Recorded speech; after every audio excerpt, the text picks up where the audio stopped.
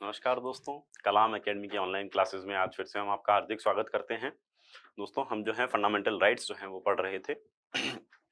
अर्थात जो मूल अधिकार होते हैं, मौलिक अधिकार जो हैं वो हम पढ़ रहे थे।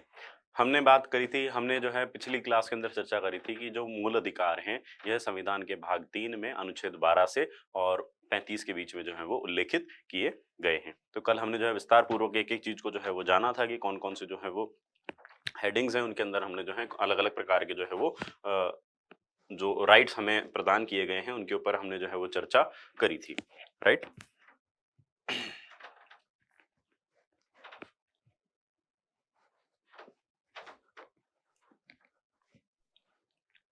तो कल हमने जो है अलग-अलग टॉपिक्स के अंदर अलग-अलग सब हेडिंग्स के अंदर जो है सब हेडिंग्स के अंदर जो है उनके ऊपर जो है चर्चा करी थी। सबसे पहले हमने देखा था कि अधिकारों के संबंध में जो है वो अधिकारों के संबंध में जो है कुछ एक विशेष जो है उपबंध जो है वो किए गए हैं। उसके अंदर हमने आर्टिकल 12 और 13 को देखा था। फिर हमने बात करी थी कि जो है समानता के अधिकार, उसके अंदर हमने 14, 15, 16, 17 और 18 अनुच्छेद को देखा था। उसके ऊपर हमने चर्चा कर ली थी। इस प्रकार हमने स्वतंत्रता का अधिकार देखा, शोषण के विरुद्ध अधिकार देखे, धार्मिक स्वतंत्रता के अधिकार देखे, सांस्कृतिक व शैक्षिक अधिकार देखे, संवैधानिक अधिकारों का उपचार देखा और अन्य संबंधित प्रावधानों के ऊपर हमने जो है चर्चा करी थी। उसके बाद हमने बात करी थी कि कुछ एक जो है वो समय-समय पर जो है वाद होते चले गए और उसके माध्यम से जो है वो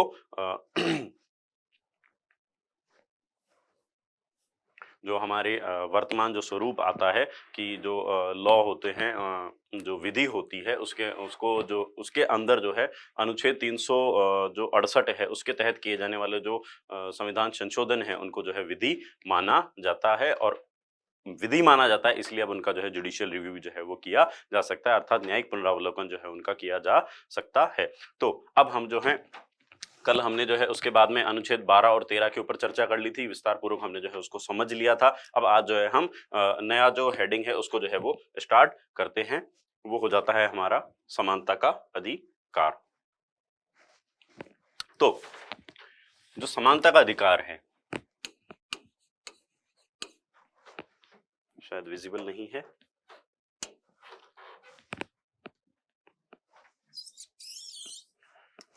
तो जो समानता का अधिकार है, राइट टू इक्वलिटी है,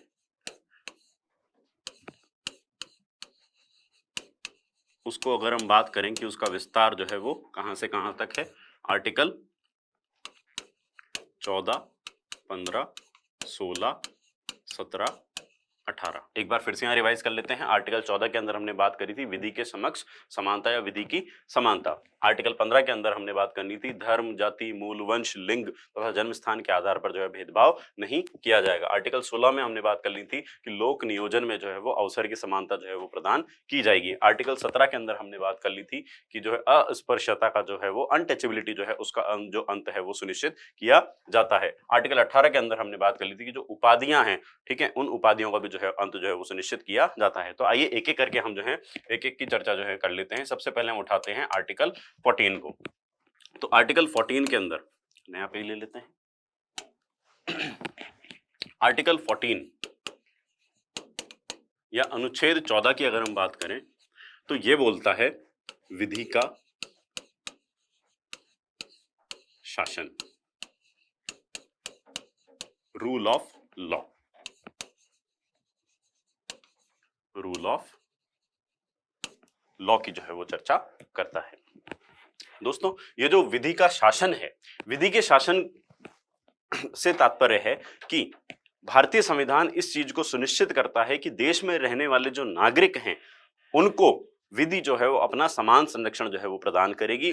उसके अंतर्गत विधि के द्वारा जो है किसी प्रकार का डिस्क्रिमिनेशन, किसी प्रकार का भेदभाव जो है वो नहीं किया जाएगा, किसी प्रकार का विभेद जो है वो नहीं किया जाएगा। तथा जो भारतीय संघ का जो राज्य क्षेत्र है उसके अंदर चाहे रहने वाला कोई भारतीय हो, चाहे कोई विदेशी नागरिक हो या जो है कोई कानून की नजर में कोई व्यक्ति हो, हमने पिछली क्लास के अंदर चर्चा करी थी कि कानून की नजर में कौन कौन व्यक्ति जो है वो होते हैं, चाहे कोई सोसाइटी हो सकती है, कोई परिषद हो सकता है, कोई कंपनी हो सकती है, सभी जो है वो कानून की नजर में एक व्यक्ति कंसिडर्ड होते हैं। तो उनके सभी को जो है वो विधि के समक्ष जो है वो क्या चीज होती है, समानता जो है वो रखी जाती है। तो जो विधि का शासन है इसको जो है हम दो पार्ट के अंदर डिवाइड करके पढ़ते हैं या हम इसके अंतर्गत जो है वो दो अवधारणाओं की चर्चा करते हैं। एक करते हैं विधि के समक्ष समता, विधि के समक्ष समता, और एक पढ़ते हैं हम विधि का समान संरक्षण।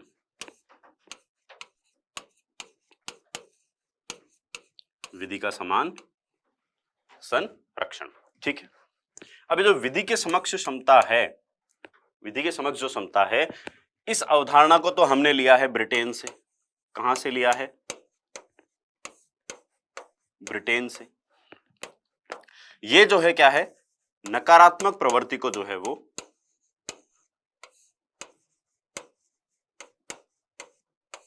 प्रदर्शित करती है। ये क्या करती है? नकारात्मक जो प्रवृत्ति है उसको जो है ये प्रदर्शित करती है। कैसे? आइए चर्चा उसकी जो है हम कर लेते हैं। इसके अंदर जो कोई सेंटेंसेस लिखे हुए हैं या इसके अंदर जो जिस किसी विषय वस्तु की बातचीत होती है उसके अंदर क्या होता है, नकारात्मकता का भाव जो है हमें देखने को मिलता है। जैसे इसके अनुसार जो है कोई भी व्यक्ति कानून या विधि से ऊपर नहीं है, या ये जो है विशेषाधिकारों का निषेध करता है, विशेषाधिकारों का जो है ये हनन करता है, जो स्पेशल प्रिविलेजेस राइट्स जो होते हैं उनको ये क्या करता है, एबॉलिश करता है। ठीक है, समझ में आती है बात? तो ये जो चीज को क्या करता है, रोकने का काम करता है। कोई भी चीज होती है उसको क्या करता है, सप्रेस करने का जो है ये कार्य करता है। इसलिए हम इसको क्या बोल देते हैं, नकारात्मक प्रवृत्ति का जो है वो मान लेते हैं। ठीक है, इसके तहत एक तरफ देखिए हम संविधान में जो है वो समानता की बात करते हैं, स्वतंत्रता की बात करते हैं, इनको जो हम किसके अंदर काउंट करते हैं, हमारे मूल अधिकारों के अंदर काउंट करते हैं। सही बात है। लेकिन इसके अंदर बोला जाता है कि प्रत्येक व्यक्ति जो है वो विधि के अधीन होगा,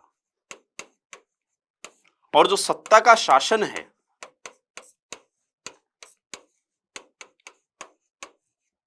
वो भी किसके अनुरूप चलेगा, इस विधि के अनुरूप ही जो है वो सत्ता का शासन जो है वो चलेगा। ठीक है, समझ में आ रही है बात? अब प्रत्येक मनुष्य जो है वो किसके अधीन हो गया, विधि के अधीन हो गया। शासन भी किसका चलेगा, विधि का चलेगा। मतलब ऐसे में कोई आदमी स्वतंत्र है तो हम कह सकते हैं कि नहीं, सबके सब जो है किसके एरिया के अंदर कवर अप हो जाते हैं, तो विधि के अंदर जो है वो कवर अप हो जाते हैं। इसलिए हम इसको क्या बोल देते हैं, थोड़ा सा जो है वो ये नकारात्मक प्रवृत्ति को जो है ये प्रदर्शित करता है। वहीं ये जो विधि का समान संरक्षण है, इस अवधारणा को हमने लिया है अमेरिका से। कहां से लिया है, अमेरिका से लिया है। जहां ये जो है नकारात्मक प्रवृत्ति को प्रदर्शित करती है, तो ये जो है आपकी सकारात्मक प्रवृत्ति को जो है ये प्रदर्शित करती है। कैसे? इसके अनुसार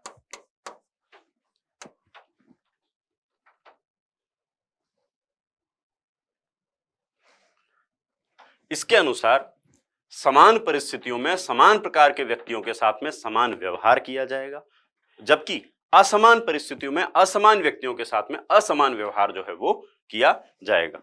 मतलब समान परिस्थितियां हैं, समान व्यक्ति है, तो समान ही क्या है, व्यवहार है। जबकि असमान परिस्थितियां हैं, असमान व्यक्ति है, तो असमान जो है वो व्यवहार है।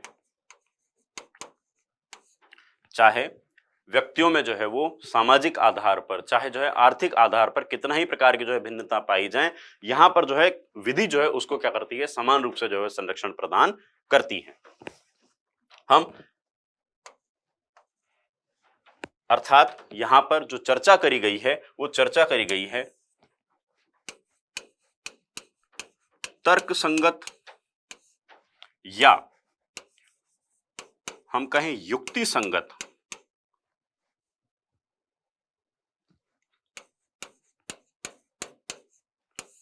भेदभाव को सुनिश्चित करती है। मतलब इसका मतलब यह हुआ, जैसे मान करके चलिए समाज में दो तरह के लोग, एक तो वो हैं जिनके पास में सभी प्रकार के संसाधन उपलब्ध हैं, तो उनके साथ में तो क्या किया जाना चाहिए, समान प्रकार का व्यवहार जो है वो किया जाना चाहिए। जबकि कुछ ऐसे तबके हैं, कुछ ऐसे लोग हैं जो कि जो है बहुत ज्यादा बैकवर्ड क्लास से आते हैं, पिछले लोगों की तरफ से आते हैं। जैसे मान करके चलते हैं कि अपनी कोचिंग का अपन एग्जांपल लेते हैं और अपनी कोचिंग में हमने जो है कुछ एक लोगों को या जो कुछ बच्चे हैं, कुछ स्टूडेंट्स को हमने जो है वो क्या करा, स्पेशल जो है वो राइट्स प्रोवाइड करवाए। जैसे जैसे कि हमने उनको बोला कि आप केवल 20% ही फीस दीजिए और उसके अंदर जो है आप पूरा का पूरा कोर्स जो है वो अवेल कर सकते हैं, चाहे आप अगर ऑनलाइन चाहें तो ऑनलाइन या ऑफलाइन चाहें तो ऑफलाइन।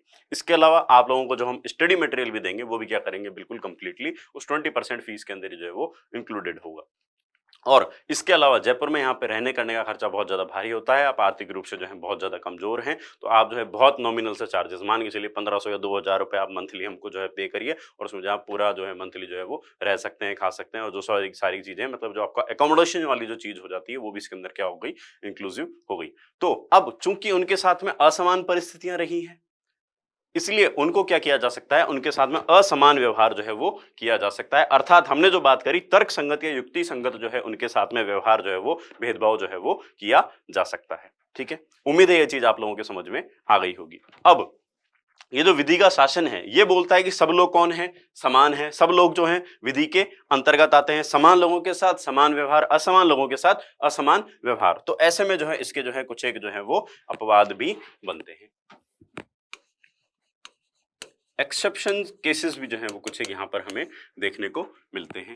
जैसे हम बात कर लेते हैं पहला, आर्टिकल 105 के तहत जो संसद के सदस्य होते हैं, जो कि एमपीज होते हैं, चाहे वो लोकसभा के हों, चाहे राज्यसभा के हों, चाहे मनोनीत हों और चाहे निर्वाचित हों, उनको जो है क्या है, कुछ एक विशेषाधिकार जो है वो प्रदान किए गए हैं भारतीय संसद के, भारतीय संविधान के द्वारा। ठीक है, तो क्या उनको जो है यहां पर चैलेंज किया जा सकता है? तो जी नहीं, उनको जो है किसी प्रकार का चैलेंज जो है वो नहीं किया जा सकता, वो जो है इसके अपवाद के रूप में जो है वो माने जाते हैं। ठीक है, इसके अलावा जैसे केंद्र में संसद हो गई तो राज्य में क्या हो गया, राज्य विधानमंडल हो गया। राज्य विधानमंडल के जो विधायक होते हैं उनको भी जो है कुछ एक विशेषाधिकार दिए गए हैं आर्टिकल 194 के तहत। ठीक है, तो उनको भी जो है वो क्या वो चीज वो इसके अंतर्गत आएगी, क्या उसका जो है वो उनको जो है इसके अंतर्गत हम कह सकते हैं कि वो इसके क्या अपवाद स्वरूप आते हैं, तो हम कहते हैं कि हाँ जी वो भी जो है इसके अपवाद स्वरूप आते हैं, उनको जो विशेषाधिकार जो है वो भी जो है इस न्याय का जो समता वाला सिद्धांत है इसके अंतर्गत जो है वो नहीं आते हैं। उसके बाद हम बात कर लेते हैं तीसरा, राज्यपाल और जो राष्ट्रपति होते हैं उनको जो दिए जाने वाले विशेषाधिकार होते हैं वो भी जो है इसके अंतर्गत नहीं आते हैं, वो जो हमें दिया जाता है आर्टिकल 361 के तहत। ठीक है, इसके अलावा कुछ एक जो स्पेशल प्रिविलेजेस राइट्स होते हैं आर्टिकल 361 के तहत मीडिया को दिए जाते हैं, उनको भी जो है इसके अंतर्गत जो है वो सुनिश्चित किया जाता है। ठीक है, और इसके अलावा विदेश से आए हुए जितने राजनयिक होते हैं, या फिर हम बात करें कि जो यूएनओ के प्रतिनिधि होते हैं जो कि कहां पर आए हुए हैं, भारत के अंतर्गत आए हुए हैं, उनको भी जो है इसके जो स्पेशल प्रिविलेजेस जो राइट्स होते हैं उनको जो है कुछ वो विशेषाधिकार प्रोवाइड करे जाते हैं, वो भी जो है इसके जो है अपवाद के रूप में हमें गिनाई पड़ते हैं या जो है हमें दिखाई पड़ते हैं। फिर हम बात करते हैं आर्टिकल 39 बी एंड आर्टिकल 39 सी। इसके तहत जो अमीर गरीब की खाई को कम करने वाले जो कुछ एक प्रावधान है, जब हम डीपीएसपी को पढ़ेंगे तो उसके अंतर्गत हम जो है इन अनुच्छेदों के ऊपर जो है विस्तार पूर्वक चर्चा करेंगे कि अमीर और गरीब की खाई को कम करने के लिए भी जो है वो क्या किया जा सकता है कि जो स्पेशल जो राइट्स हैं उनको जो है प्रोटेक्शन प्रोवाइड किया जा सकता है। ठीक है, चलिए, तो उम्मीद है आर्टिकल 14 जो है आप लोगों को समझ में आ गया होगा। अब हम चर्चा करते हैं आर्टिकल 15 की। आर्टिकल 15 या अनुच्छेद 15, इसके तहत कुछ सर्टेन ग्राउंड्स पर, कुछ निश्चित आधारों पर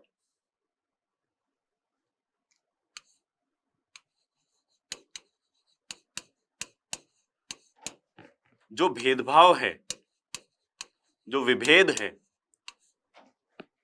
को जो है ये निषिद्ध करता है। अर्थात कुछ सर्टेन ग्राउंड्स के ऊपर होने वाले डिस्क्रिमिनेशन को ये क्या कर देता है, प्रोहिबिट करता है, रोकता है। ठीक है, कौन कौन से ग्राउंड हो सकते हैं एक एक करके चर्चा करते हैं हम। आर्टिकल 15(1) के अंदर दिया गया है, राज्य अपने नागरिकों के साथ में केवल निम्नलिखित आधारों पर, केवल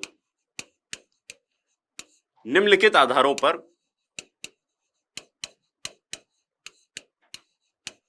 भेदभाव नहीं कर सकता, भेदभाव नहीं कर सकता। कौन कौन से ग्राउंड्स हो जाते हैं? धर्म के आधार पर भेदभाव नहीं करेगा, जाति के आधार पर भेदभाव नहीं करेगा, लिंग के आधार पर भेदभाव नहीं करेगा। इसके अलावा हम बात करें तो मूल वंश के आधार पर भेदभाव नहीं करेगा, जन्म स्थान के आधार पर भेदभाव जो है वो राज्य नहीं करेगा। क्या लिखा हुआ है यहाँ पे? केवल निम्न आधारों पर भेदभाव जो है वो नहीं करेगा। केवल, केवल का मतलब होता है कि भेदभाव कर सकता है, लेकिन भेदभाव का जो आधार है वो इन पांचों में से कोई सा भी एक जो है वो नहीं हो सकता। अर्थात ये कि मान करके चलिए अभी हम प्रतियोगी परीक्षाओं की तैयारी करते हैं, तो ऐसे में अगर किसी को टीचर का फॉर्म भरना है, तो अगर किसी के पास में बीएड जो है वो नहीं है, तो वो उस शिक्षा भर्ती की जो आवेदन है उसके करने के लिए जो है वो एलिजिबल नहीं होगा। यहां पर उसके साथ में जो है भेदभाव किया जा सकता है।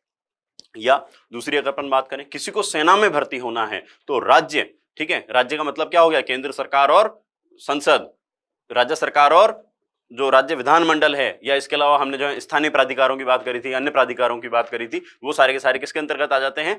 जो आपका राज्य है उसके अंतर्गत आ जाते हैं। तो राज्य जो है वो आपसे उस आधार पर भी जो है भेदभाव नहीं कर सकता। मान करके चलिए किसी को आर्मी के अंदर भर्ती होना है, और अगर उसकी जो है जो आईसाइट है वो कितनी नहीं है, 6x6 नहीं है, या फिर उसकी हाइट जो है जितनी उनको रिक्वायर्ड है उतनी नहीं है, या उसका जो सीना है, ठीक है, सीना कैसे होता है? दोनों तरीके से होता है, एक तो फुला के होता है और एक नॉर्मल होता है। अगर वो उतना नहीं आ रहा है तो राज्य जो है आपके साथ में भेदभाव करते हुए आपको जो है डिस्क्वालीफाई कर सकता है, आपको जो है बाहर निकाल सकता है। ठीक है, उम्मीद है समझ में आई। तो भेदभाव किया जा सकता है, लेकिन भेदभाव का आधार जो है इन पांचों में से कोई सा भी नहीं हो सकता। धर्म, जाति, लिंग, मूलवंश और जन्म स्थान के आधार पर आप लोगों के साथ में भेदभाव नहीं किया जा सकता है। ठीक है, उसके बाद में सेकंड चीज आ जाती है आर्टिकल 15(2).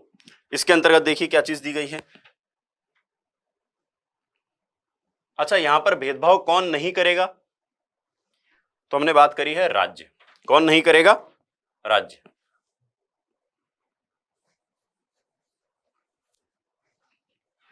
यहां पर भेदभाव कौन नहीं करेगा? राज्य।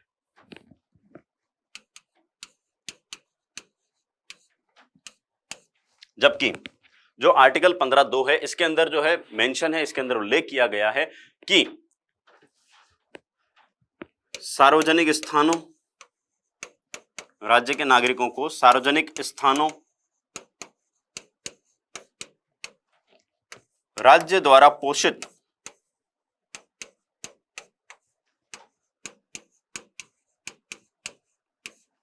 चाहे पूर्णतः हो या आंशिक हो,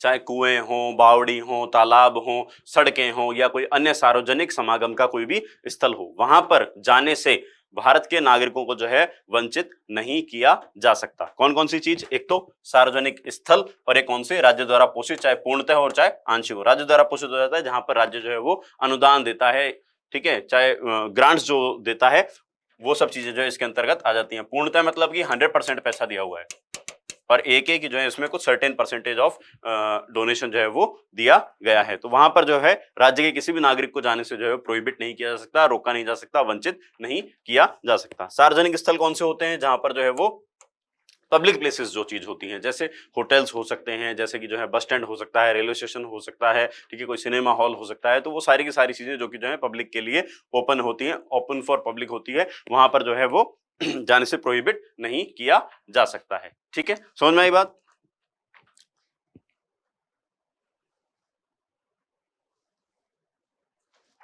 से जो है वो उसको रोका नहीं जा सकता है। अब देखिए, ये जो अधिकार था वो कौन था? कि राज्य जो है भेदभाव नहीं करेगा।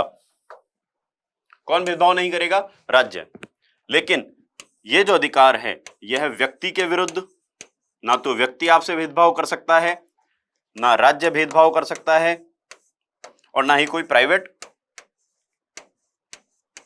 कंपनी जो है वो आपके साथ में भेदभाव कर सकती है। अर्थात इस अधिकार में किसको इस अधिकार में तो जो है किसको रोका गया था, राज्य को। इसमें जो है ये इनमें से जो है कोई सा भी जो है वो आपको नहीं रोक सकता। हाँ, लेकिन अगर किसी की कोई निजी संपत्ति है, कोई प्राइवेट प्रॉपर्टी है, जैसे अपनी कोचिंग की प्राइवेट प्रॉपर्टी है, तो हम जिसको चाहें उसको जो है यहाँ आने से रोक सकते हैं, उसको प्रोहिबिट कर सकते हैं। हमारा जो घर है, हम मर्जी पड़े उसको तो जो है अंदर आने दें, मर्जी पड़े उसको जो है वो ना आने दें। ये जो है क्या होता है, ये हमारा जो राइट जो है वो रिजर्व है, ये अधिकार जो है हमारा संरक्षित है। ठीक है, समझ में आई होगी बात। अगर निजी संपत्ति जो है उस पर जो है किसी को भी आने से जो है वो रोका जा सकता है, उसको जो है प्रोहिबिट किया जा सकता है। ठीक है, उम्मीद है ये चीज आप लोगों की समझ में आ गई होगी। अब नेक्स्ट आता है आर्टिकल 15(3).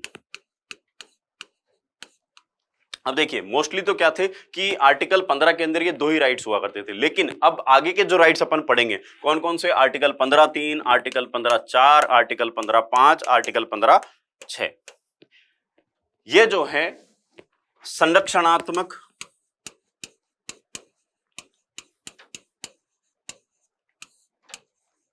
भेदभाव के तहत लागू किए गए हैं। इनको जो है वो सकारात्मक भेदभाव करने के लिए, संरक्षणात्मक भेदभाव करने के लिए जो है वो लाया गया है। ठीक है, समझ में आती है बात। अब संरक्षणात्मक भेदभाव ये कि आपको जो है किसी के राइट्स का प्रोटेक्शन करना है, उसके लिए जो है हम क्या कर सकते हैं, ऐसे जो है राइट्स को लेकर के आ सकते हैं। भेदभाव जिनके अंदर दिखाई पड़ता हो, ऐसे जो है हम अधिकारों को भी जो है वो लेकर के आ सकते हैं। देखिए, एक एक करके चर्चा करते हैं कौन सी चीज। आर्टिकल 15(3) बोलता है कि राज्य महिला एवं बच्चों के विकास के लिए, किसके लिए, विकास के लिए विशेष उपबंध कर सकता है। उपबंध कर सकता है, और इसे जो है वो क्या नहीं माना जाएगा, आर्टिकल 15 के तहत जो है इसका वायलेशन नहीं माना जाएगा। ठीक है, विकास के लिए विशेष उपबंध में क्या चीज आ जाती है, राज्य जो है वो विशेष रूप से जो है वो क्या कर सकता है, इनके लिए योजनाएं बना सकता है, इनके लिए नीतियां बना सकता है, इनके लिए कोई जो है नियम बना सकता है। आप लोगों ने देखा होगा केंद्र सरकार में भी जो है एक महिला एवं बाल विकास जो है वो मंत्रालय बनाया गया है। राज्य सरकार की अगर अपन बात करें तो महिला एवं बाल विकास विभाग भी जो है वो बनाया गया है। ठीक है, ताकि केंद्र स्तर पर जो कोई नीति निर्माण और कार्यक्रमों का जो है वो निर्माण हो, उनको जो है वो क्या किया जा सके, यहाँ पर जो उनका इफेक्टिव इंप्लीमेंटेशन किया जा सके, उनका जो है क्रियान्वयन जो है वो सुनिश्चित किया जा सके। ठीक है, तो उसके लिए क्या है कि एक लोअर लेवल तक जो है एक चेंज जो एक मैकेनिज्म जो है वो बनाया गया है। ठीक है, उसके बाद में नेक्स्ट चीज आ जाती है 15(4). 15(4) के अंतर्गत ये है, राज्य सामाजिक व शैक्षणिक रूप से, सामाजिक व शैक्षणिक रूप से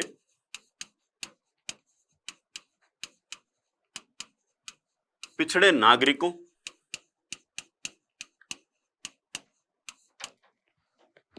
के विकासार्थ, नागरिकों तथा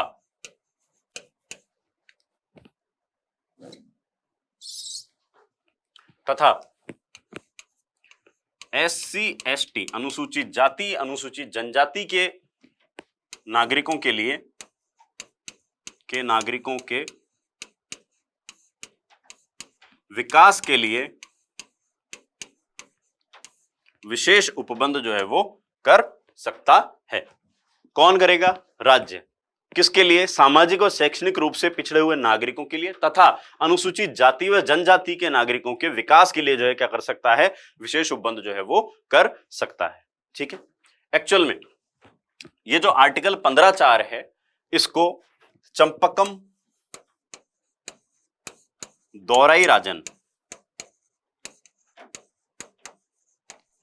वाद हुआ था, कब, 1952-53 में। 1950 के उसमें आसपास हुआ था, 1951-52 में हुआ था। और इस वाद के अंदर ये क्यों हुआ था, ये वर्सेस है मैसूर राज्य बनाम मैसूर राज्य। एक्चुअल में क्या था, मैसूर राज्य के अंदर गैर ब्राह्मण छात्रों के लिए शिक्षण संस्थानों में, इंजीनियरिंग और मेडिकल कॉलेजेस के अंदर जो है वो कुछ रिजर्वेशन के प्रावधान जो है वो कर दिए गए थे, और इस वाद को इनइफेक्टिव करने के लिए, निष्प्रभावी करने के लिए जो है वो क्या किया गया कि जो है प्रथम संविधान संशोधन जो है वो किया गया। कौन सा किया गया? फर्स्ट कॉन्स्टिट्यूशनल अमेंडमेंट एक्ट जो है वो लाया गया, और उसके तहत जो इस धारा को जोड़ा गया कि राज्य जो है ऐसा ऐसा जो है वो कर सकता है। किसके लिए? जो कि सामाजिक व शैक्षणिक रूप से जो है पिछड़े हुए नागरिक हैं, ठीक है, तथा एससी व एसटी वर्ग के नागरिक हैं, उनके लिए जो है विकास संबंधी जो है जो विशेष उपबंध हैं वो राज्य कर सकता है। ठीक है, तो किसको निष्प्रभावी करना था? इस वाद को जो है निष्प्रभावी करना था, इसलिए जो है इस धारा को जोड़ा गया। कौन से, किसके माध्यम से? प्रथम संविधान संशोधन के माध्यम से। ठीक है, उम्मीद है ये चीज समझ में आ गई होगी आपको। अब भारत में चरणीकर्ताओं की कमी नहीं है, तो उन्होंने बोला कि बोले ये विकास संबंधी जो आप कह तो रहे हो, इसके तहत क्या शिक्षण संस्थाओं में आरक्षण मिल जाएगा? कि हाँ बिल्कुल शिक्षण संस्थाओं में मिल जाएगा, लेकिन जो माइनॉरिटीज वाले होते हैं उनके अंदर भी मिल जाएगा। तो यार बात तो आपने द्वंद्व वाली कर दी है, तो फिर से जो है वो क्या किया गया, 93वां संविधान संशोधन जो है वो किया गया, ताकि द्वंद्व को जो है वो समाप्त किया जा सके, अलग अलग न्यायपालिका भी जो है वो कंफ्यूजन ना रहे कि एक्चुअल में जो है वो क्या किया गया।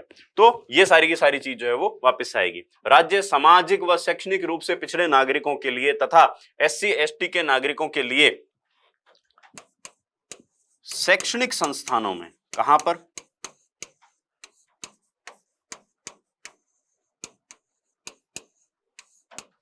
क्या करती है? आरक्षण का प्रावधान करती है। आरक्षण का प्रावधान राज्य जो है वो करता है। ठीक है, शैक्षणिक संस्थान कौन से? गवर्नमेंट या प्राइवेट? बोले दोनों में जो है ये रिजर्वेशन दिया जाएगा। लेकिन वो जो अपने आर्टिकल 30(1) के तहत अल्पसंख्यक समुदायों ने कुछ शैक्षणिक संस्थाओं का जो है वो स्थापना करी थी, और उनका जो है प्रशासन भी वही लोग करते हैं, क्या उसके अंदर भी आरक्षण दिया जाता है? तो हम बात करते हैं जी नहीं, उसके अंतर्गत जो है ये आरक्षण नहीं प्रदान किया जाता है। ठीक है, कहां दिया जाएगा? शैक्षणिक संस्थानों में, गवर्नमेंट या प्राइवेट, दोनों। तो जो आपके अल्पसंख्यक समुदाय वाले उसमें भी दिया जाएगा, तो हम कहते हैं नहीं, उसके अंदर जो है वो नहीं दिया जाएगा। अच्छा, कौन से संविधान संशोधन से? 93rd constitutional amendment act 2005। ठीक है, उसके तहत जो इसको लागू किया गया। अब बात आती है कि आर्टिकल 15(6) के अंदर जो है वो क्या दिया गया है। ये जो आर्टिकल 15(6) है, इसको 130वें संविधान संशोधन 2019 में जो है वो इस अधिकार के अंतर्गत जो है वो जोड़ा गया है। इसमें आर्थिक रूप से जो कमजोर वर्ग हैं, अर्थात इकोनॉमिकली वीकर सेक्शंस जो हैं, उनके जो है उनके संबंधी जो है वो प्रावधान किए गए हैं। उनके विकास संबंधी जो है विशेष उपबंधों का उल्लेख इसके अंतर्गत किया गया है। इनको शिक्षण संस्थानों में कितना? अधिकतम 10% तक का रिजर्वेशन जो है वो प्रदान किया गया है। ठीक है, उम्मीद है ये चीज आप लोगों को यहां तक समझ में आ गई होगी। ये प्रथम संविधान संशोधन से जोड़ा गया, इसको 93rd संविधान संशोधन से जोड़ा गया, और इसको जो है 130वें संविधान संशोधन के माध्यम से जो है वो जोड़ा गया। ये कब जोड़ा? 2019 में। इसको कब जोड़ा? 2005 में। इसको कब जोड़ा था? शायद 1953 के अंतर। ठीक है, उम्मीद है ये चीज आप लोगों को यहां तक समझ में आ गई होगी। अब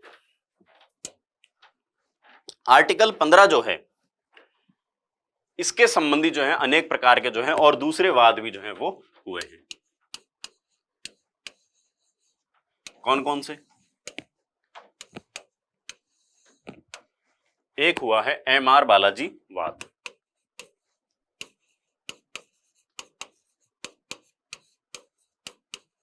कब हुआ था ये? 1963 में, 1963। इसमें सुप्रीम कोर्ट ने वर्डिक्ट दिया। उसमें सुप्रीम कोर्ट ने निर्णय दिया कि जो आरक्षण आप लोग दे रहे हो, ये जो है एक सीमा से ऊपर जो है वो नहीं जाना चाहिए।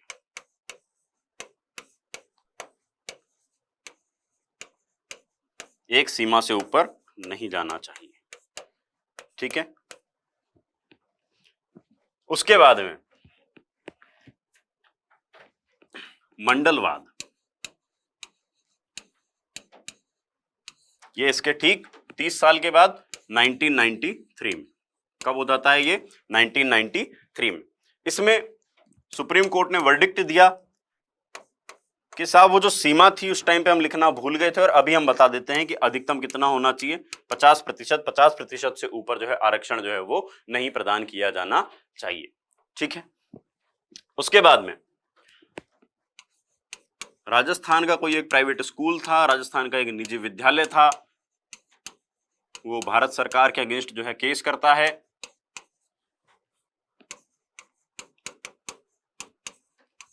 कब करता है? ये करता है 2013 में।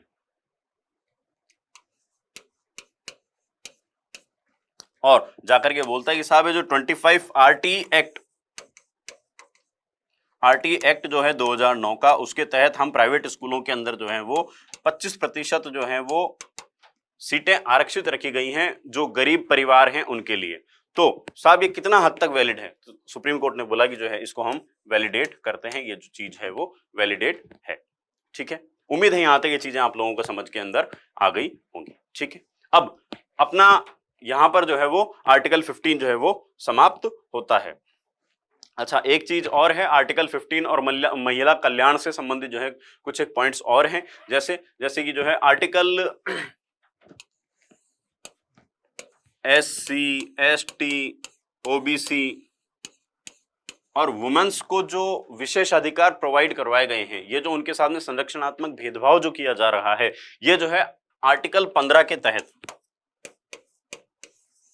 आर्टिकल 15 का उल्लंघन नहीं है, आर्टिकल 15 का जो है ये वायलेशन जो है वो नहीं करते हैं। इसके अलावा अगर हम बात करते हैं कि जो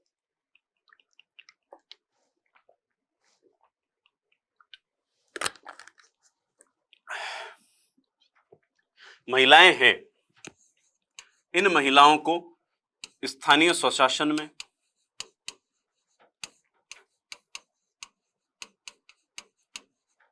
प्लस शिक्षण संस्थानों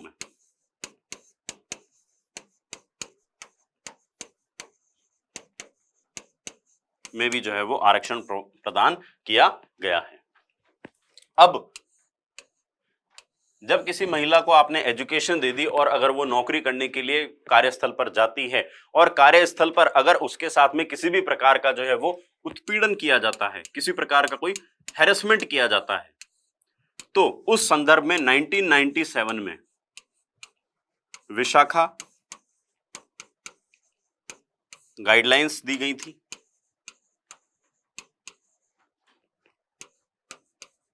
और इन विशाखा गाइडलाइंस को कानूनी रूप देते हुए वर्ष 2013 में कार्यस्थल पर महिलाओं के साथ कार्यस्थल पर यौन उत्पीड़न संबंधी जो है अधिनियम जो है वो पारित किया गया और जो है 2013 से जो है वो एक्ट बना दिया गया है कि अब जो है महिलाओं के साथ में किसी भी प्रकार का दुराचार या जो है कोई उत्पीड़न की ऐसी जो शिकायत है उसको सहन नहीं किया जाएगा। अर्थात आप किसी ऑफिस में अगर महिला को रिक्रूट करते हो तो अगर उसके साथ में कोई उत्पीड़न करता है तो उसके संबंधित जो है उसके ऊपर क्या क्या कार्रवाई होगी, पहले एक इंटरनल कोर कमेटी बनेगी, इंटरनल कोर कमेटी के बाद में वो चीज जो है वो बाहर निकलेगी उस ऑर्गेनाइजेशन से और वहां पे जो फिर आपका जो प्रशासन है उसका इन्वॉल्वमेंट आता है और फिर उसके बाद में क्या जो उसके सजा के प्रावधान होते हैं उनसे संबंधित जो है वो एक पूरा का पूरा एक्ट बनाया गया है। ठीक है। उम्मीद है ये चीज आप लोगों को यहाँ तक समझ में आ गई होगी कि महिलाओं संबंधी जो है क्या क्या चीजें हमें देखने को मिलती हैं। या अपन जो अभी जो अपन ने पिछली 2 स्लाइड के अंदर जो चर्चा करी थी वो स्पेशली क्या है, महिलाएं ओरिएंटेड है। और अब जो अपन चर्चा कर लेते हैं किसकी, आर्टिकल 16 की, आर्टिकल 16। पहला तो क्या था, कुछ सर्टेन ग्राउंड्स के ऊपर जो है किसी भी प्रकार के भेदभाव को जो है वो निषिद्ध किया जाता है। हमने जो है 5 ग्राउंड्स उसके अंदर देख लिए थे और वो सारी की सारी चीजें अपन ने देखी थी, 15(1), 15(2), 15(3), 15(4), 15(5) और 15(6). अब अपन देख लेते हैं आर्टिकल 16। आर्टिकल 16 के अंदर लिखा गया है लोक नियोजन में अवसर की समानता। अवसर की समानता आर्टिकल 16(1) के अंदर अगर हम बात करें, राज्य अपने नागरिकों के साथ में लोक नियोजन में, लोक नियोजन का मतलब हो जाता है सरकारी नौकरी, क्या चीज हो जाती है, गवर्नमेंट जॉब्स, उनके अंदर जो उनको जब नियुक्ति करेगा तो उसमें जो है किसी प्रकार का भेदभाव नहीं करेगा। ठीक है, किसके साथ में, देश के नागरिकों के साथ में, अर्थात यह जो अधिकार है ये केवल देश के नागरिकों के लिए है, विदेशियों के लिए नहीं है। लोक नियोजन से तात्पर्य क्या चीज हो जाता है, एक तो गवर्नमेंट जॉब्स, सरकारी नौकरियां, और ये जो अधिकार है वो किसके लिए है, देश के नागरिकों के लिए।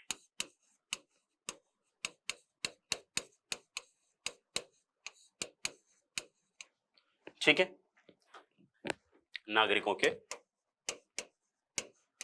लिए। अब अगला जो कॉन्स्टिट्यूशनल राइट आ जाता है, अगला जो मूल अधिकार आ जाता है वो आ जाता है अपना इसके अंतर्गत 16(2). 16(2) के अंदर हम देखते हैं राज्य केवल लोक नियोजन में केवल निम्नलिखित आधारों पर जो है वो भेदभाव नहीं करेगा। कौन कौन से ग्राउंड्स होते हैं, कौन कौन से आधार होते हैं, उनकी चर्चा हम जो है वो कर लेते हैं। निम्न आधारों पर जो है वो भेदभाव नहीं करेगा। कौन कौन से, कुछ तो वही पुराने वाले, धर्म, जाति, लिंग, मूल वंश, जन्म स्थान, ये तो हमने पिछले में भी पढ़े थे। अब इसमें जो है दो नए जो आ जाते हैं वो आ जाता है, एक तो उद्भव या वंशानुगतता, जिसको हम क्या बोलते हैं, डिसेंट भी बोलते हैं, DESCENT, और इसके अलावा निवास स्थान। इनके आधार पर राज्य जो है आपके साथ में किसी भी प्रकार का भेदभाव नहीं करेगा। ठीक है, इसके अंदर दो जो ये पॉइंट है ये स्पेशली नए जो हैं वो डाले गए हैं। ये तो हम जो है पुराने के ऊपर भी चर्चा हमने करी थी। किसमें, लोक नियोजन में इन इन आधारों पर जो है भेदभाव नहीं कर सकता। यहां पर भी जो है वो केवल वर्ड दिया गया है, अर्थात आपके साथ में भेदभाव अन्य दूसरे आधारों पर जो है वो किया जा सकता है। ठीक है, समझ में आती है बात। चलिए अब अपन नेक्स्ट देख लेते हैं, आर्टिकल 16(3).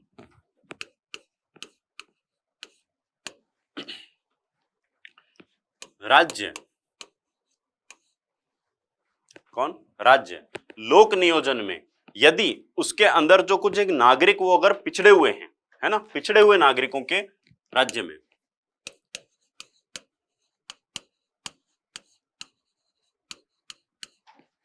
पिछड़े हुए नागरिकों के लिए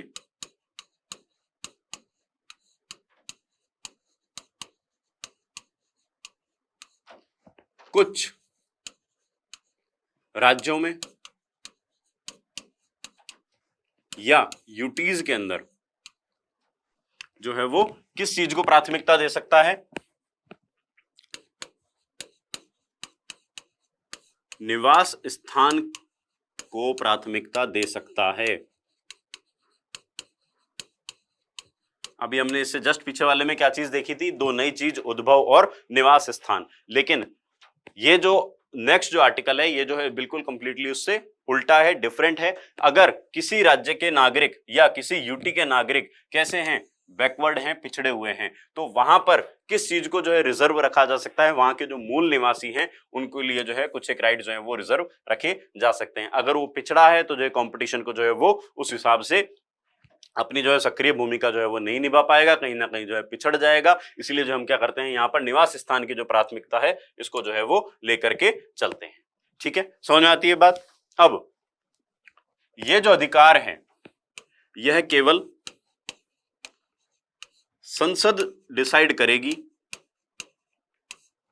कि कौन से राज्य या यूटी के अंदर जो है इस प्रावधान को लागू किया जाना चाहिए। ठीक है, यह अधिकार किसको है, केवल संसद को। तो क्या राज्य विधानमंडल कर सकता है, नहीं जी, राज्य विधानमंडल जो है ऐसा कोई प्रावधान जो है वो नहीं कर सकता है।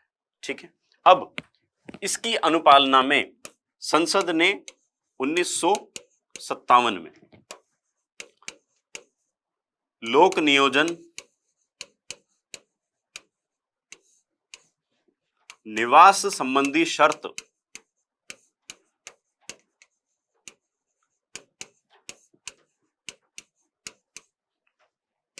अधिनियम पारित किया। कब किया? 1957 में। अच्छा, यहां लिख दिया था क्या? 1957 में जो है ये अधिनियम पारित किया। और इसके साथ में हिमाचल प्रदेश, हम बात कर लेते हैं मणिपुर,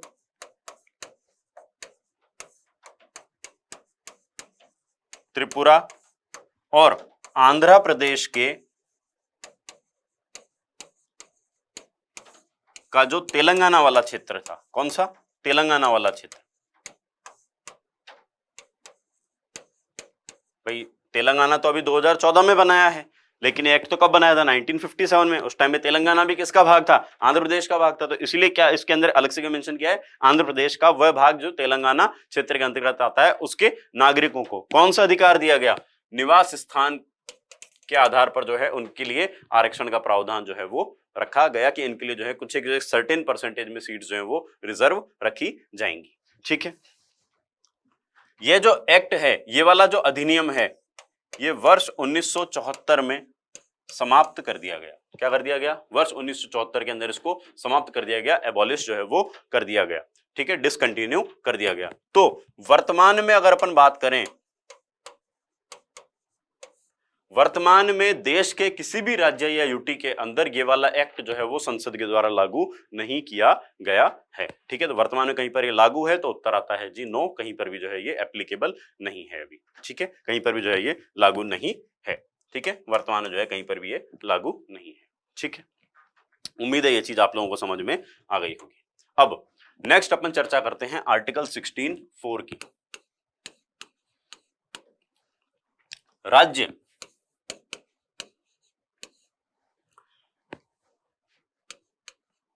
अगर राज्य की राय में उस राज्य के नागरिक कैसे हैं? पिछड़े हुए। कैसे हैं? और प्रशासन में उनका उचित या पर्याप्त प्रतिनिधित्व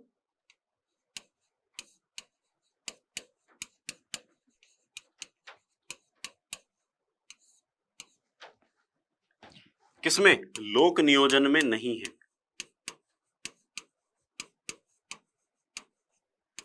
लोक नियोजन में नहीं है तो राज्य वहां पर नियुक्ति या पदों में आरक्षण का प्रावधान कर सकता है। पदों में आरक्षण का प्रावधान कर सकता है। क्या चीज लिखी अपन ने? राज्य को अगर ऐसा लगता है, राज्य की राय में अगर उसके नागरिक जो हैं वो कैसे हैं? पिछड़े हुए हैं। दो टर्म्स एंड कंडीशंस हैं। एक तो ये कि राज्य जो नागरिक हैं वो पिछड़े हुए होने चाहिए। सारे के सारे नहीं, कुछ भी होंगे तो चलेंगे। ठीक है, वैसे जो है मिली जुली सी चीजें होती हैं, विविधताएं पाई जाती है। कुछ पिछड़े हुए होते हैं, कुछ फ्रंट लाइन के ऊपर होते हैं, फ्रंट फॉरवर्ड होते हैं। कुछ को जो है वो क्या किया जाता है? मुख्य धारा में लाने का जो है वो प्रयास किया जाता है। ठीक है, तो पहली कंडीशन तो क्या हो जाती है? पिछड़े हुए नागरिक हों और उस राज्य की जो लोक नियोजन है, जो गवर्नमेंट जॉब्स हैं, उनके अंदर जो है उनका उचित या पर्याप्त प्रतिनिधित्व न हो। तो ऐसे में क्या किया जा सकता है? उनको नियुक्ति और पदों में जो है वो आरक्षण दिया जा सकता है। ठीक है, समझ में आती है बात? यहां तक क्लियर है? चलो, तो पहले कंडीशन तो क्या कि उनको जो है वो पिछड़े हुए होने चाहिए। दूसरा है कि उचित प्रतिनिधित्व जो है वो उनका नहीं होना चाहिए। तो ऐसे में उनको जो है वो आरक्षण प्रदान कर दिया जाता है। अब एक धारा है, इसमें जो है वो दिया गया है पदोन्नति में आरक्षण। पदोन्नति में आरक्षण, इसको जो है 77वें संविधान संशोधन से के माध्यम से जो है इसको जोड़ा गया था। आई थिंक शायद 1995 की बात है। इसको जो है पदोन्नति में भी जो है आरक्षण को जोड़ा गया था। आप लोगों ने अगर ध्यान दिया हो तो जब कोई पोस्ट लोअर लेवल पे होती है तो जो बहुत सारी होती है, उससे जो अपन थोड़ी सी ऊपर अगर प्रमोशन की बात करते हैं तो और कम होती है, फिर और कम होती है, फिर और कम होती है, फिर और कम होती है, फिर और कम होती है। अब ऐसे में जब प्रमोशन दिया जाता है तो मोस्ट एलिजिबल कैंडिडेट को दिया जाता है, उसको दिया जाता है जो कि एकदम श्रेष्ठ हो और जो है वो श्रेष्ठता जो है उसकी प्रमाणित हो। ठीक है, उसी को जो है वो क्या किया जाता है, प्रमोशन जो है वो दिया जाता है। एक तो सीनियरिटी होनी चाहिए प्लस जो है उसके अंदर क्या होनी चाहिए, श्रेष्ठता जो है वो प्रमाणित हो जानी चाहिए। उसके बाद में उसको जो है क्या दिया जाता है, पदोन्नति में जो है वो आरक्षण प्रदान किया जाता है। उसके बाद नेक्स्ट जो धारा आ जाती है वो आ जाती है 16(4) ख।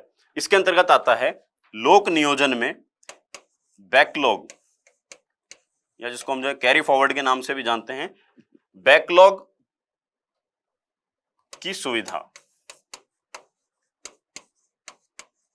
का प्रावधान जो है ऐसा कुछ,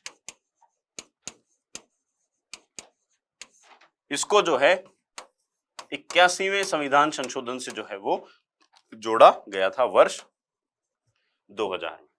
बैकलॉग क्या चीज हो जाती है, मान करके चलिए कोई अपन ने जो है एक रिजर्वेशन रिजर्वेशन की ऐसी अपन ने कोई एक कैटेगरी बनाई, ऐसी कोई कैटेगरी बनी हुई थी और उसके अंतर्गत जो है वो क्या हुआ कि अपन ने जैसे मान लेते हैं कुल सीटें थी 100, अपन ने बना दिया कि साहब जो है वो 20% आरक्षण है, 20% सीटें जो है वो भर जानी चाहिए, लेकिन भरी कितनी, 15। कितनी भरी, 15। अब कितनी बच गई यहां से अगर अपन बात करते हैं तो 5।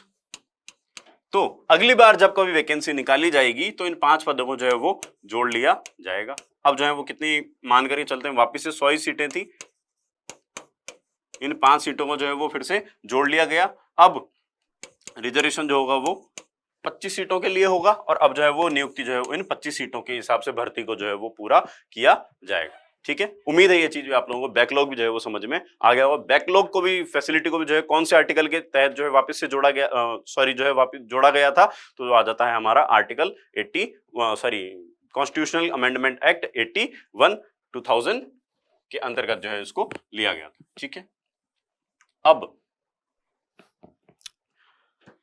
पिछड़ा वर्ग, पिछड़ा वर्ग क्या होता है, आइए इसके बारे में हम जो है चर्चा कर लेते हैं थोड़ी सी कि बैकवर्ड क्लासेस जो हैं वो क्या होती हैं।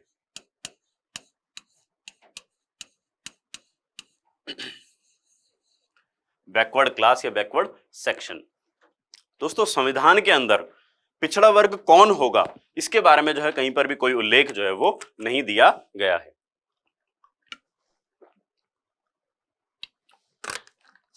अब जब संविधान में ये चीज बताई नहीं गई है कि कौन जो है पिछड़े वर्ग के अंतर्गत जो है वो शामिल किया जाएगा, ऐसे में एक यक्ष प्रश्न निकल करके आता है कि किसको तो शामिल करें और किसको बाहर निकालें। भैया कोई एक स्पेसिफिक क्राइटेरिया तो हो कि ये मानक अगर पूरे करता है तो जो है ये आपकी पिछड़े वर्ग के अंतर्गत आता है और नहीं करता है तो जो नहीं आएगा। ऐसे में आर्टिकल 340, कौन सा आर्टिकल 340, यह प्रावधान करता है राष्ट्रपति समय समय पर आवश्यकता पड़ने पर किसके लिए, पिछड़े वर्गों की पहचान करने के लिए जो है क्या करेगा, पिछड़ा वर्ग आयोग का गठन करेगा। किसका गठन करेगा,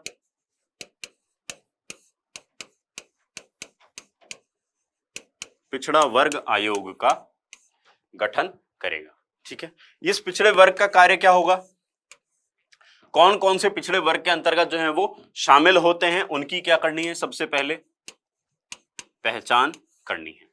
ठीक है, पहचान करने के बाद में एक बार आपने ढूंढ लिया कि पॉइंट आउट कर लिया ये लोग हैं, उसके बाद में क्या किया जाएगा, अनुसंधान किया जाएगा, उनके बारे में रिसर्च करी जाएगी कि ये जो बैकवर्ड हैं वो किस लेवल तक बैकवर्ड है। ठीक है, उनकी जो बैकवर्डनेस का जो एक्सट्रीम लास्ट लिमिट है उस चीज को जो है वो सर्च आउट किया जाएगा, पॉइंट आउट जो है वो किया जाएगा। फिर उसके बाद में जो है वो विकास संबंधी क्या क्या योजनाएं नीतियां जो है बनाई जा सकती हैं, कुछ कार्यक्रम या कोई एक्ट बनाया जा सकता है, उसके संबंध में जो है वो क्या करेंगे, ये जो है सरकार को सुझाव या फिर जो है सिफारिश जो है वो प्रदान करेंगे। ठीक है, समझ में आई बात। पिछड़ा वर्ग के बारे में संविधान में कोई उल्लेख नहीं था, लेकिन आर्टिकल 340 जो है क्या प्रावधान करता है कि राष्ट्रपति के किसको जो है वो गठन करेगा, पिछड़ा वर्ग आयोग का जो है वो गठन करेगा। ठीक है, और उसका कार्य जो है वो क्या होगा कि एक तो जो है उनकी जो पिछड़ा वर्ग है उसकी पहचान करना, उनके बारे में अनुसंधान करना और उनके संबंधी जो है वो किस प्रकार से उनका विकास सुनिश्चित किया जा सकता है, कौन कौन सी योजनाएं, कार्यक्रम और नीतियों को जो है वो लागू किया जाना चाहिए, उसके बारे में जो है सिफारिश देगा। ठीक है, इस क्रम में भारत में राष्ट्रपति के द्वारा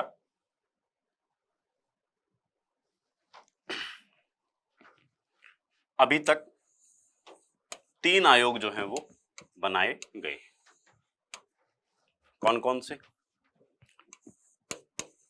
काका कालेलकर आयोग, जिसके अध्यक्ष कौन थे? स्वयं काका कालेलकर। पूरा नहीं लिख रहे हैं अपन, काका कालेलकर आयोग। ठीक है, काका कालेलकर जो आयोग बनाया गया था यह भारत का प्रथम पिछड़ा वर्ग आयोग जो है वो था। यह उन पिछड़े वर्गों की पहचान करने में सफल नहीं हो पाया। ठीक है, इसके बारे में जो हमें इतनी सी बात जो है वो ध्यान रखनी है। पहला कौन सा हो जाता है? काका कालेलकर आयोग हो जाता है। अच्छा, इसको बनाया कब गया था? तो इसको बनाया गया था 1953 में। कब बनाया गया था? 1953 के अंदर काका कालेलकर आयोग जो है वो बनाया गया था। यह जो है भारत का प्रथम पिछड़ा वर्ग आयोग है और ये जो है वो पिछड़ी जातियों की पहचान करने में जो है वो सफल नहीं हो पाया था।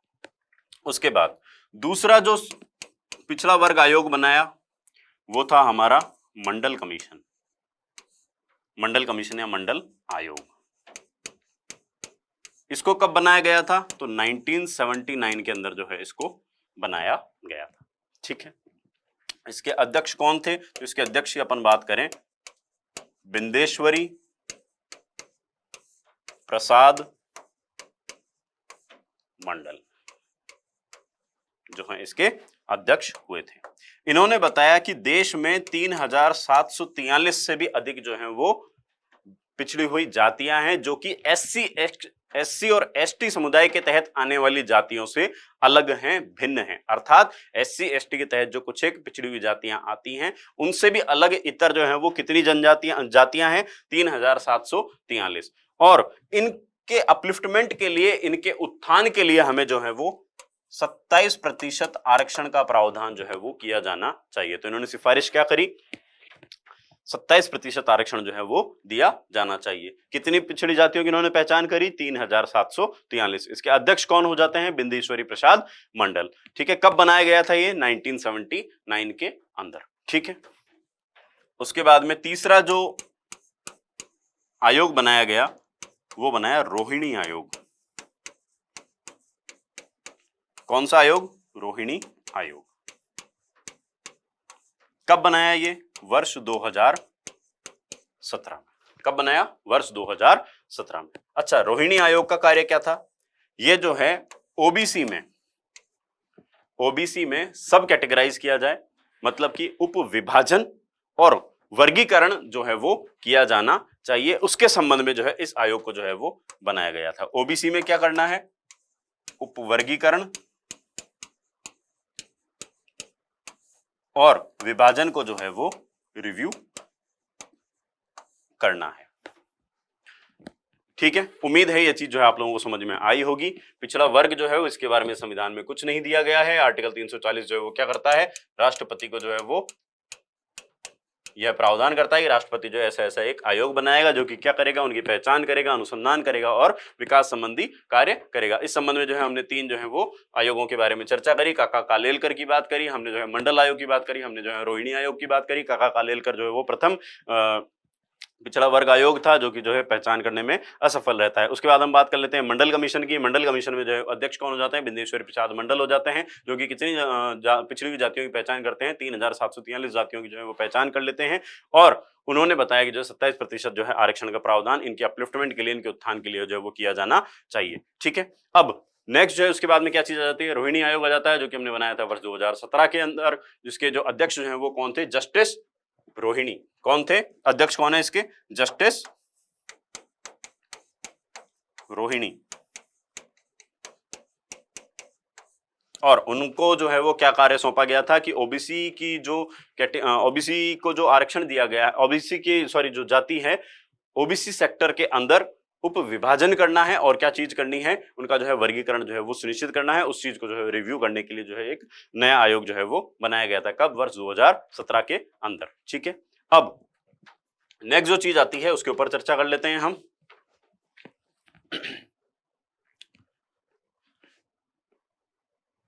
ये जो पिछड़ा वर्ग है,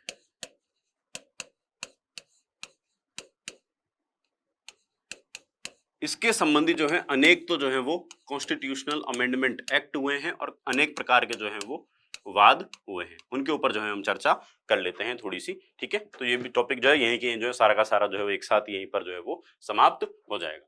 देखिए, अभी हमने बात करी कि जो मंडल कमीशन है उसने क्या बोला कि साहब 27% जो है ओबीसी को आरक्षण दिया जाना चाहिए, क्योंकि इसके अंतर्गत कितनी है, 3743 जो है जातियां जो है पिछड़ी हुई जातियां जो है वो शामिल करी गई हैं। ठीक है, तो ऐसे में 1989-90 के अंदर वीपी सिंह सरकार थी। कौन सी थी? और वीपी सिंह सरकार ने उस 27% आरक्षण की जो है वो लागू कर दिया था। ठीक है, क्या कर दिया? 27% आरक्षण को जो है वो लागू कर दिया। ठीक, उसके बाद 1991 में आई पीवी नरसिम्हा राव सरकार। कौन सी सरकार? पीवी नरसिम्हा राव साहब जो है उस टाइम पे कौन थे? पीएम थे। और पीवी नरसिम्हा राव सरकार के अंदर जो है क्या किया? इकोनॉमिकली वीकर सेक्शन जो है, आर्थिक रूप से जो कमजोर वर्ग हैं, उनके लिए 10% का आरक्षण का प्रावधान जो है वो कर दिया। ठीक है, अब ऐसे में क्या होता है, 1993 के अंदर इंदिरा साहनी वाद जो है वो सुप्रीम कोर्ट के अंदर दायर किया जाता है। कौन सा?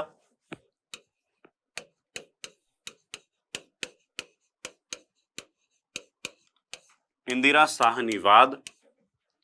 इसको हम और किस नाम से जानते हैं? मंडलवाद। कब हुआ ये? 1993 में, 1993 के अंदर। ठीक है, इसके अंदर जो है वो 9 जज जो है वो बैठे। कितने? 9। और उन्होंने जो है वो डिसीजन दिया 6:3 में। कितने में दिया? 6:3 के अंदर जो है कुछ एक डिसीजंस के ऊपर उन्होंने जो है वो मुहर लगाई, उस चीज को जो है वैलिडेट किया।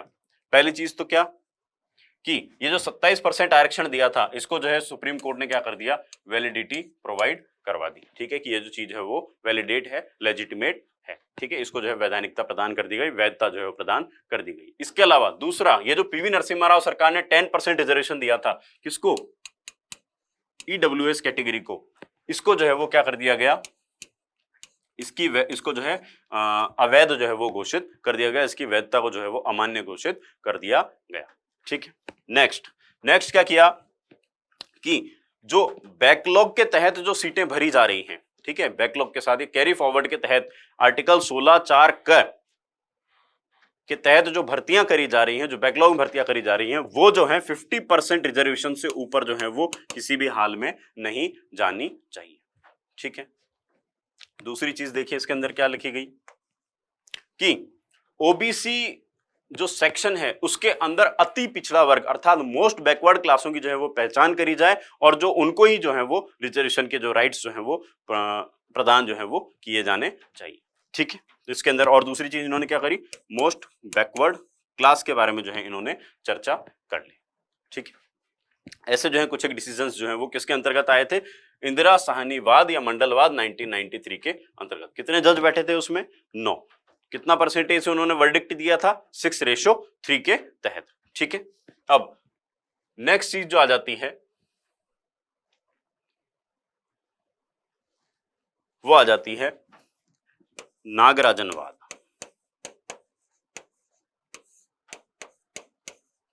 कब हुआ था ये?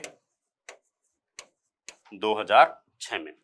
एक्चुअल में आर्टिकल 77, 81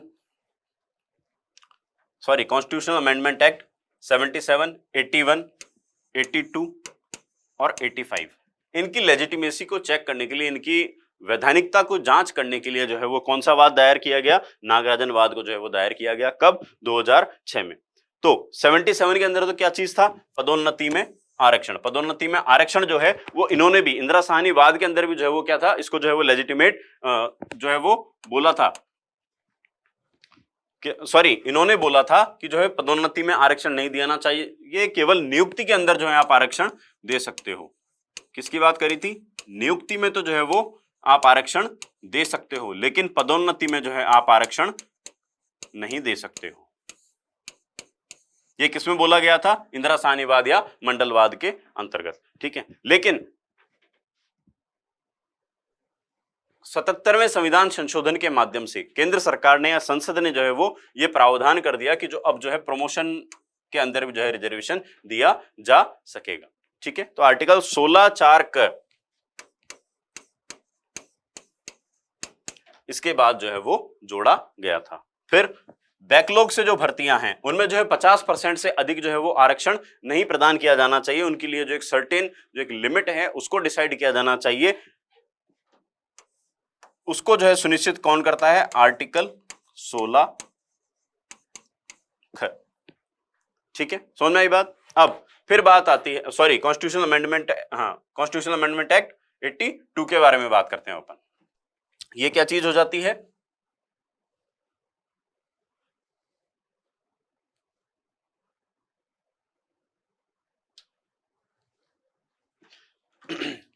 आर्टिकल जो सॉरी कॉन्स्टिट्यूशनल अमेंडमेंट एक्ट कौन सा? 82। इसके अंदर देखिए क्या चीज दी गई है कि आर्टिकल 335 के तहत ओबीसी को जो आरक्षण दिया गया है उसमें क्या किया जाना चाहिए कि जो निहर्ताएं हैं उनके अंदर क्या दिया जाना चाहिए? थोड़ा बहुत जो है कोई छूट का प्रावधान किया जाना चाहिए।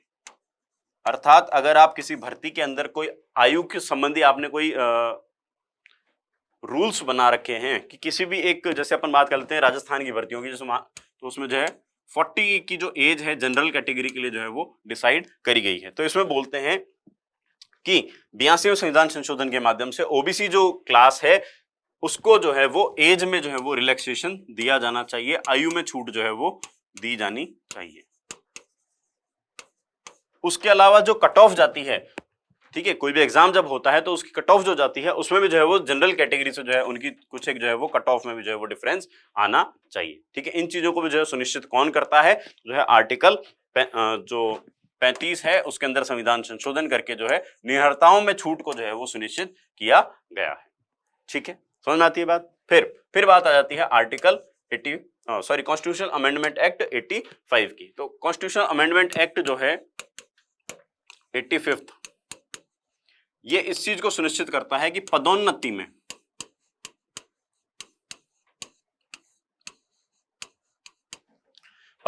में प्रामाणिक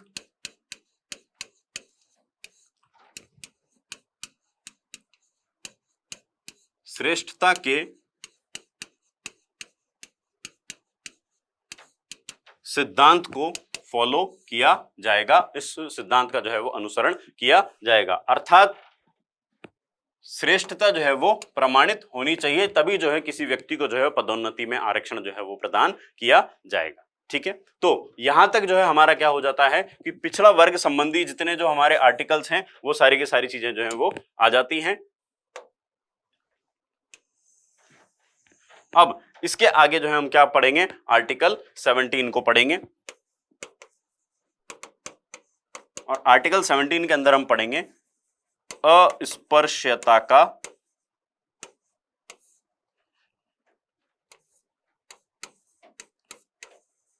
अंत, अबॉलिशमेंट ऑफ अनटचेबिलिटी। ठीक है, तो इस क्लास को जो है हम कल फिर से जो है कंटिन्यू करेंगे। ठीक है, थैंक यू सो मच।